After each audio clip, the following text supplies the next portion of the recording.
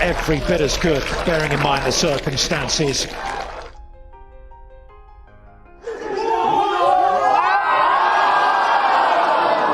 Good heavens, that looked in nearly all the way. Golf looks peaceful from the outside, but inside the ropes, it's pure emotional warfare.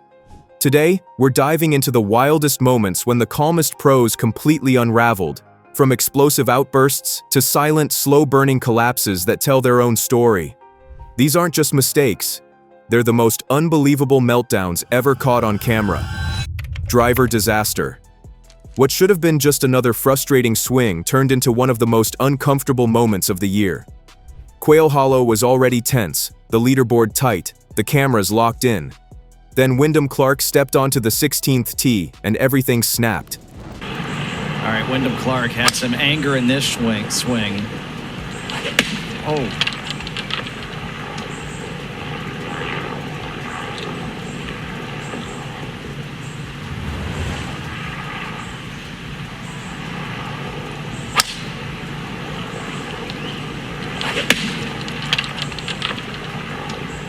And he is going to be using not driver. After sending his drive into a fairway bunker, Clark didn't mutter. He didn't pace. He turned and launched his driver. Not a casual flip. A full-force, heat-of-the-moment missile.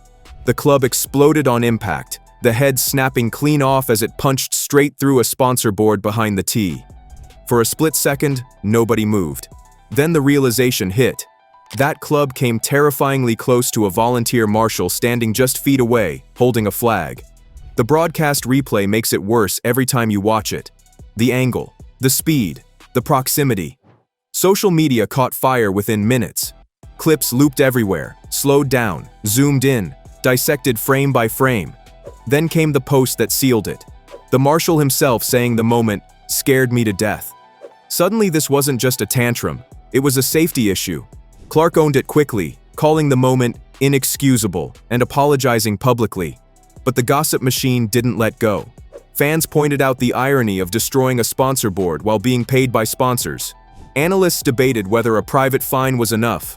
Others wondered aloud if the tour should have gone harder, given how close this came to becoming something far worse. That's the thing about golf meltdowns. They don't need to last long. Sometimes 3 seconds of lost control is enough to become a weekend headline, and a reminder that even at the highest level, nerves can still turn dangerous. Sprinkler karma. This one didn't feel real until the water started flying. Adam Hadwin's frustration at the Valspar Championship built quietly, the way it always does. A bad stretch, a missed opportunity, one swing too many that didn't cooperate. Then came the outlet, a hard slam of the club straight into the turf. Except the turf fought back.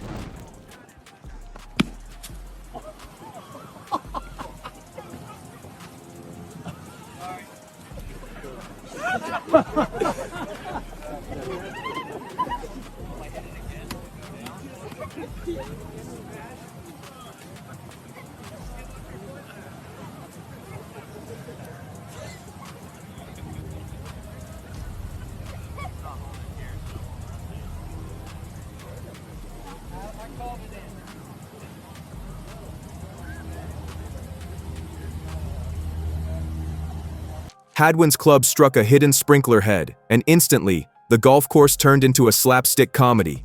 Water blasted straight up like a geyser. Fans jumped back. Officials froze. Hadwin stood there, drenched and wide-eyed, watching the universe deliver the fastest possible consequence. The timing was perfect. The reaction priceless. And the cameras? They caught everything. Within minutes, the clips were everywhere. Slow-motion replays, freeze frames, captioned posts calling it golf karma. The kind of viral moment that doesn't need commentary because the image does all the work. You can see the instant regret on Hadwin's face, that realization that this is now bigger than the scorecard. Behind the scenes, it only got better.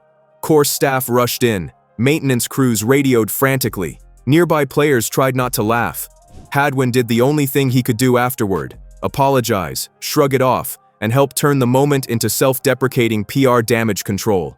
It wasn't dangerous, it wasn't violent, but it was humiliating. And in golf, humiliation travels fast. That sprinkler became the symbol of a week full of tour tantrums, bundled together online like a highlight reel of frustration. Sometimes a meltdown doesn't break clubs. Sometimes it soaks you on live television and makes sure nobody forgets it. Silent collapse. This is the kind of meltdown that doesn't need yelling, broken clubs, or viral explosions. It's quieter, slower, and somehow, it hurts more. Joel Dahmen had the Corrales Punta Cana championship right where he wanted it. All week, he looked calm, steady, in control. The swing was there. The decisions were right. Heading into the final stretch, it felt like one of those wins that never gets dramatic, until it suddenly did. It's not how you win a golf tournament, I'll tell you that. I don't deserve to win it. Bogey in the last three is inexcusable. I mean, in the middle of the fairway with an 8-iron 16 to hit it where I hit it. You can't, it was tough up and down over there. I don't know what happened on the short one on 17. I mean, I'm obviously nervous, but unfortunately, I'm prone to that at times. The unraveling happened fast. 3 holes, 3 bogeys, and each one chipped away at something you could actually see leaving his body. The cameras stayed tight, catching every reaction he couldn't hide. The worst moment came at the par 3 17th. A putt from inches, a tap-in by tour standards. The ball caught the edge, spun, and stayed out. That's when everything changed. Dahmen didn't explode. He just froze, stared. Shoulders slumped like someone had unplugged him. No words, no theatrics, just shock. That clip ran everywhere because it didn't need explanation. Anyone who's ever competed knew exactly what was going through his head. The final hole didn't save him. Another bogey, another missed chance. And just like that, a tournament that had felt routine turned into a case study in pressure. In interviews afterward, Dahmen didn't dodge it. He called the finish inexcusable, said he was still in disbelief, honest to the point of discomfort. Fans quickly labeled the ending the 3-hole curse. Analysts replayed every decision, every missed up and down, every putt that refused to fall. A quiet Dominican event suddenly became a viral meltdown story, not because of rage, but because of the moment a player realized, on camera, that it was gone. 4-club fury. If Dahmen's collapse was silent, Siwoo Kim's was anything but. The BMW Championship is not where patience survives. It's playoff golf. FedEx Cup pressure. Every shot feels like a verdict. And on the 17th tee, Siwoo Kim finally snapped. One swing went offline. That's all it took. This one pretty straightforward though.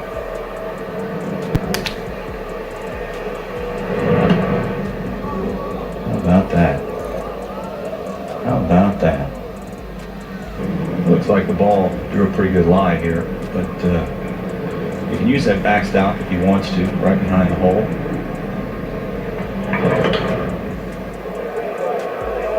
Oh boy.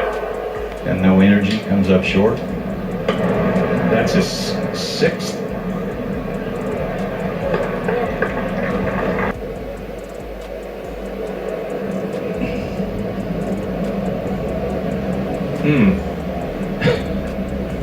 And a donation to the golf gods. Kim didn't throw the club, he attacked it. 4 violent strikes in a row, each one louder than the last, the broadcast mics picking up every thud. By the 4th hit, the message was clear.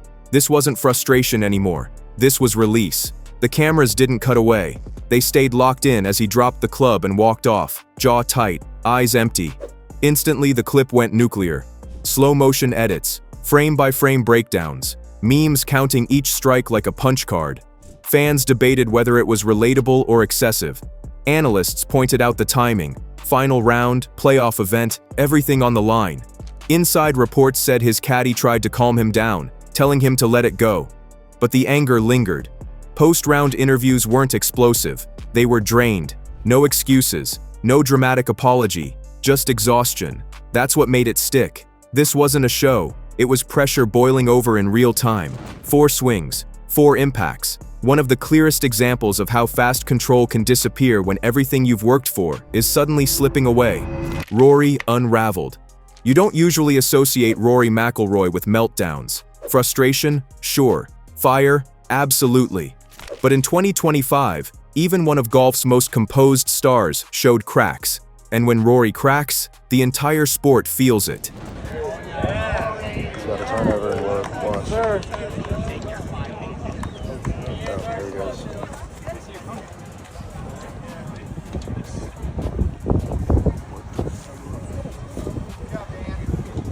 At Oakmont during the US Open, the tension was already thick.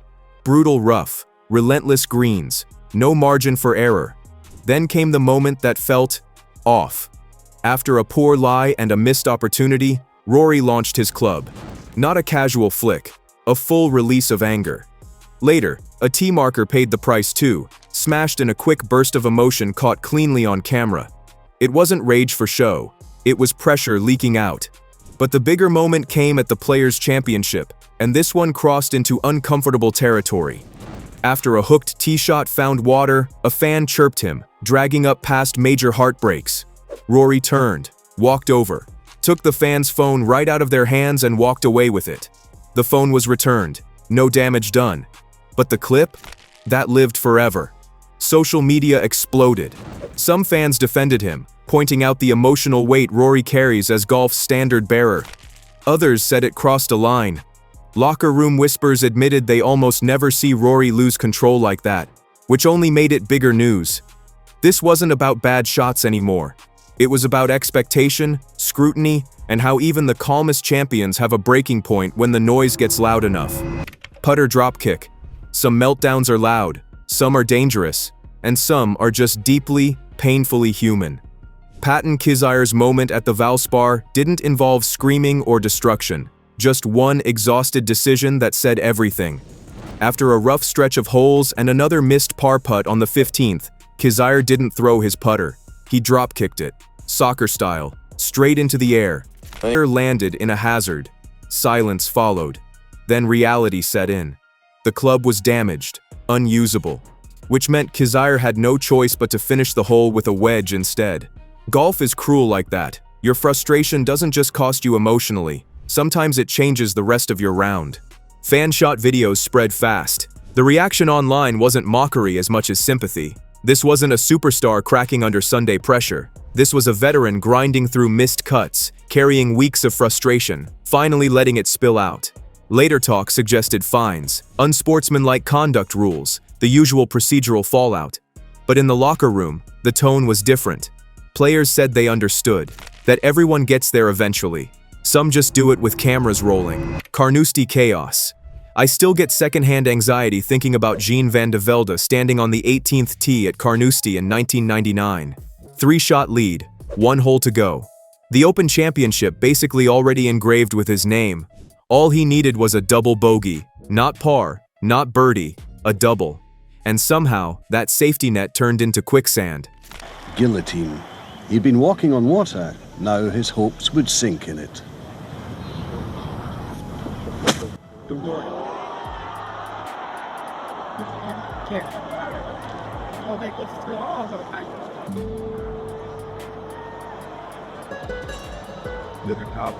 From the jump, you can feel it unraveling. He pulls driver when the entire planet is screaming, "Don't."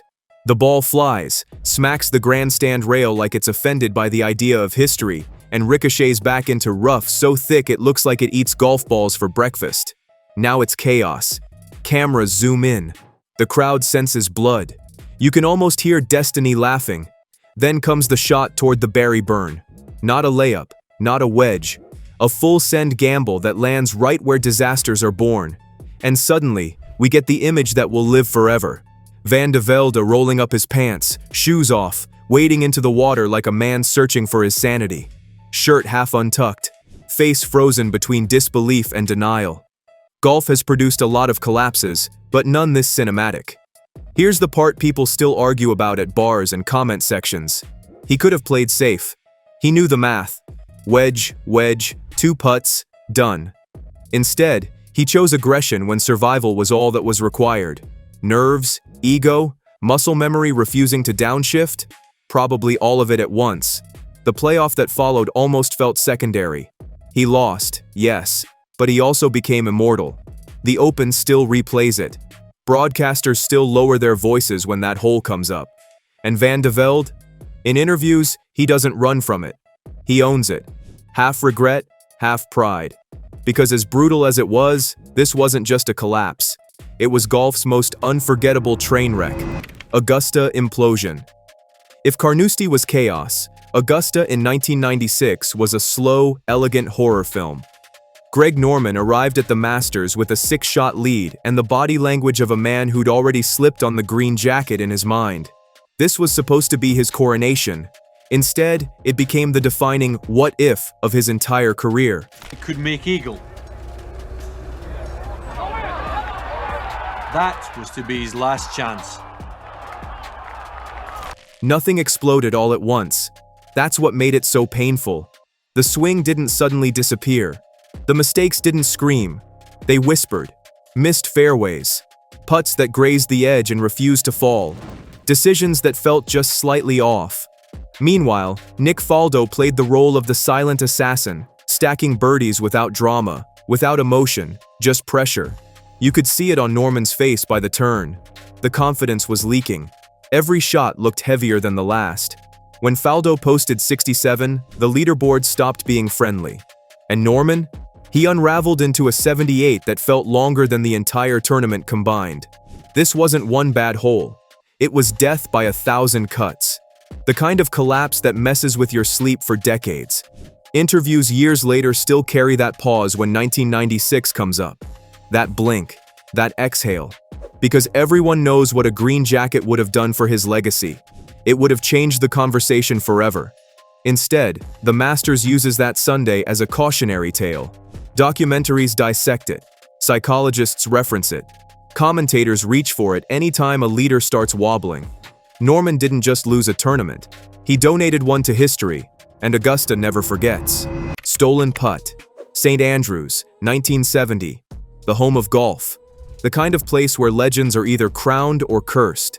Doug Sanders was inches away from immortality. All that stood between him and the claret jug was a putt so short it barely qualifies as a stroke. 2, maybe 3 feet. The kind golfers joke about giving without even looking. And then, he missed it.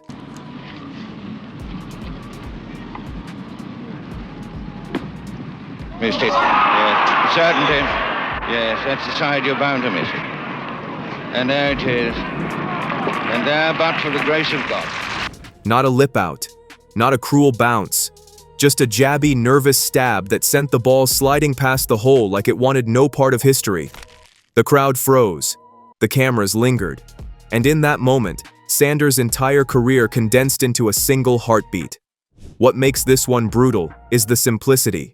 No water, no trees, no wind excuse. Just golfer versus gravity, and gravity won. The next day's playoff felt inevitable. Jack Nicklaus did what Jack Nicklaus does and walked away with the title. Sanders walked away with a ghost that followed him for life. Here's the thing about Sanders. He wasn't some timid player. He was flamboyant, loud clothes, big personality, lived fast, played bold, which made that miss even crueler. Golf didn't beat him with violence. It beat him with silence. Years later, Sanders talked about it with dark humor, but the scar was obvious. That putt became shorthand for heartbreak. The original, "Gimme that wasn't." Every 3-footer since gets compared to it. This is the purest form of meltdown. No spectacle, no chaos. Just a quiet, devastating reminder that in golf, the smallest mistakes leave the longest shadows. Amen, nightmare. Jordan Spieth's 2016 Masters collapse is the modern gold standard for shock value. He wasn't just leading, he was dominating. The kind of dominance that makes commentators start comparing eras. Then Eamon Corner reminded everyone who actually runs Augusta.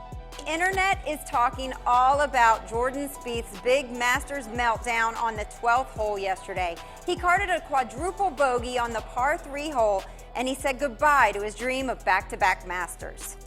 Many felt awful for Spieth. Dan Jenkins tweeted, "If it's any consolation to Jordan, all of the greats, Jones, Hogan, Nelson, Snead, Palmer, Nicklaus, have given them away." Mike McAllister said that Spieth looked like he was in shock walking off the 18. "I think we all are." The 12th hole didn't just take strokes, it took the tournament's soul. One ball in the water, then another. Rays Creek swallowed history whole. The scoreboard flipped so fast it felt fake. One moment, Spieth was chasing immortality. The next, he was chasing damage control. What makes this meltdown unforgettable is how visible it was. The hesitation, the club indecision, the body language screaming disbelief. Meanwhile, Danny Willett did exactly what champions do. Nothing flashy, just stayed upright while the favorite collapsed.